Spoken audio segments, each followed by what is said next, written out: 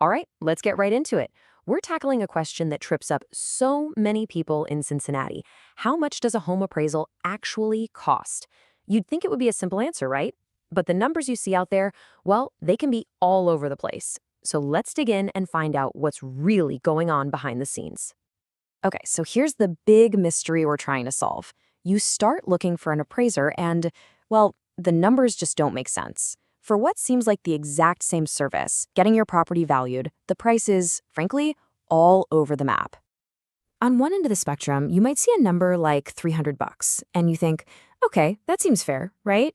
I mean, that sounds about what you'd expect to pay a pro for their time and expertise.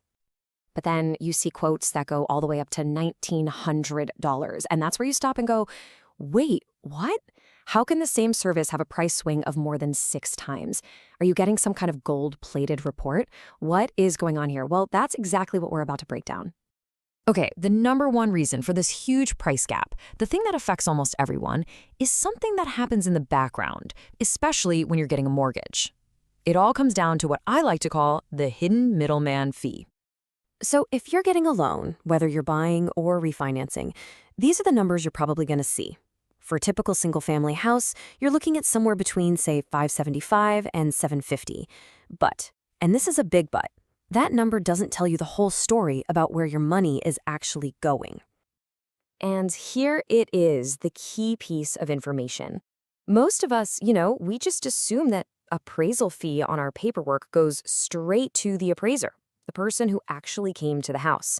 But the truth is, when a mortgage is involved, that fee is almost always getting split. Let's make this real. We're going to look at an actual documented case right here in Cincinnati. The borrower paid a total appraisal fee of $695. Sounds pretty standard, right? A totally normal cost for an appraisal that was ordered through a bank. But here's the twist. Of that $695, the actual licensed appraiser, the one who did all the work, the inspection, the research, writing the report, they only got $301. The other $394, which is more than half, went to someone else. So who is this someone else? They're called appraisal management companies, or AMCs for short. Think of them as a go-between. The lenders hire these companies to manage the whole appraisal process. They're the ones who pick the appraiser, they do a quality review, make sure all the I's are dotted and T's are crossed for compliance. Yep, they are the hidden middleman we were talking about. And look at this. This shows just how much of your fee they can pocket.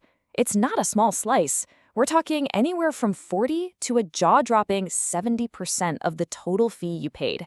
This one administrative layer is the single biggest reason mortgage appraisals cost so much more than what the appraiser actually earns. Okay, but here's a little bit of good news, especially if you're here in Ohio. The law is on your side. State law actually forces the AMC to disclose this fee split right there in the appraisal report. So next time you get one, you can, and you absolutely should, look for that line. You'll see exactly where every dollar went. So that's the mortgage world. But what if you need an appraisal for something else, like not for a loan? Well, this is where you get to take back control and cut out that middleman completely. Let's see what it looks like when you hire an appraiser directly. Let's put them side by side. It's really pretty simple. For a mortgage, the lender hires the AMC, and the AMC hires the appraiser. It's a chain. But when you hire directly, boom, you cut out that middle link, you hire the appraiser, you pay the appraiser, no AMC fee. The cost is totally direct and way more transparent. So, how does that translate to the actual cost? Well, for things like estate planning, or maybe you just want to set a fair list price for your house, you're usually looking at something in the $450 to $800 range. Now, you'll see the cost for a divorce appraisal can be a lot higher, sometimes up to $1,900. And that's because there's often a ton more paperwork, and the appraiser might even have to testify in court. But the bottom line is, in every single one of these cases, your money goes straight to the appraiser. Okay, there's one more big exception to all this, and honestly, it's a great example of how things could work. It's all about VA loans and how they handle appraisals. See, the VA does things differently. They have their own list of approved appraisers, and they set the fees for every county. And here's the beautiful part. The entire system bypasses AMCs. 100%. The fee the veteran pays goes straight to the appraiser. No hidden markups, no middleman taking a cut. And this is what that beautiful transparency looks like in the real world. These are the actual set fees for Hamilton County, right here in Cincy. It's just a simple, fixed schedule. A single-family home or a condo, $625. That's it. No guesswork, no hidden fees. It's hands down one of the most fair and straightforward systems you'll find. All right, so we've pulled back the curtain on why the prices are all over the place. So what's the bottom line for you? How do you actually budget for this? Let's wrap it all up. Here's your cheat sheet. Step 1, if you're getting a mortgage, plan on budgeting somewhere between $575 and $750 for a standard home. But now you know that a big piece of that is going to the AMC.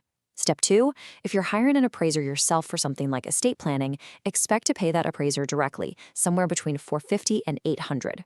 And finally, step 3, if you're a veteran getting a VA loan, congratulations, you've got the best deal, a totally transparent, fixed fee with zero hidden markups. So now you know about the hidden appraisal fee, and it kind of makes you think, doesn't it? The next time you're looking at a bunch of closing costs for any big purchase, it's worth asking yourself, who am I really paying here? Because the big question is, what other fees on that list have a hidden story just like this one?